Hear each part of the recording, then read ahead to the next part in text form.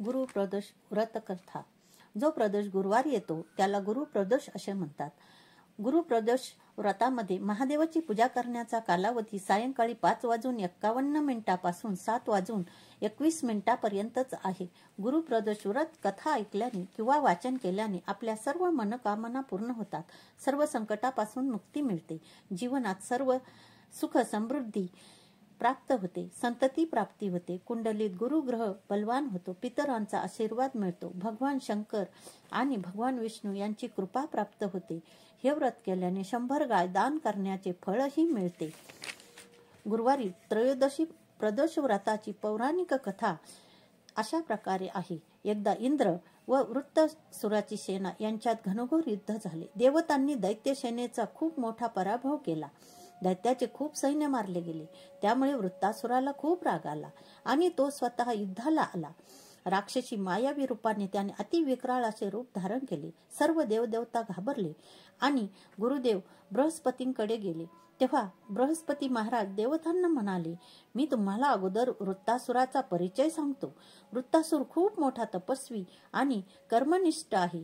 त्याने गंधमादन पर्वतावर घोर तपश्चर्या करून शिवजींना प्रसन्न करून घेतलेले आहे. वृत्तासुराने शंकराचा आशीर्वाद प्राप्त केला आहे. पूर्वीच्या काळी वृत्तासुर हा चित्ररथ नावाचा राजा होता. एकदा तो त्याचे विमान घेऊन कैलास पर्वतावर गेला होता. तेथे शिवजींच्या डाव्या बाजूला माता पार्वती बसलेली पाहून तो उपहासाने म्हणाला होता, हे प्रभू, मोहमायात अडकल्यामुळेच आपण स्त्रियांच्या अधीन राहतो. मोहमायात अडकल्यामुळेच आपण स्त्रियांच्या प्रभावाखाली राहतो.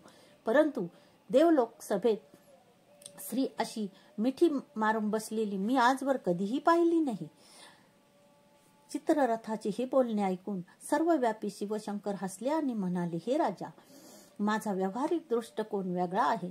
मी मरण देणारा कालकूट महाविष घेतले आहे. तरीही तू सर्वसाधारण माणसासारखी माझी चेष्टा करतोस. पण चित्ररथाचे असे शब्द ऐकून माता पार्वतीला खूप राग आला आणि माता पार्वती चित्ररथ राजाला म्हणाली, अरे दुष्टा, देवांच्या सर्वव्यापी देव महादेवांची व माझी विटंबना तू केली आहेस. मी तुला अशी शिक्षा देईन की तू अशा प्रकारे संत महात्मे देवांची तसेच कोणाचीही चेष्टा करण्याची हिंमत करणार नाहीस. आता तू राक्षसाचे रूप धारण करून विमानाच्या खाली पडशील असा माझा तुला शाप आहे. माता पार्वतीच्या शापामुळे चित्ररथ राजाला राक्षसी योनी मिळाली आणि त्वष्टा नावाच्या ऋषींच्या श्रेष्ठ तपामुळे त्यांच्यापासून वृत्तासुराचा जन्म झाला. गुरुदेव बृहस्पती पुढे म्हणाले, वृत्तासुर हा लहानपणापासून शिवभक्त आहे. म्हणून हे इंद्रदेव, तू गुरुप्रदोष व्रत करून भगवान शंकरांना प्रसन्न करून घे. मग तुम्हाला तुमच्या त्रासातून मुक्ती मिळेल. देवराज इंद्रांनी गुरुदेवांच्या आज्ञेचे पालन केले. खऱ्या मनाने बृहस्पती प्रदोष व्रत केले. गुरु प्रदोष व्रत केल्याने भगवान शंकर प्रसन्न झाले आणि इंद्रांनी वृत्तासुरावर विजय मिळवला आणि देवलोकात पुन्हा शांततेचे राज्य निर्माण झाले. गुरु प्रदोष व्रत हे प्रत्येक शिवभक्तांनी करणे आवश्यक आहे.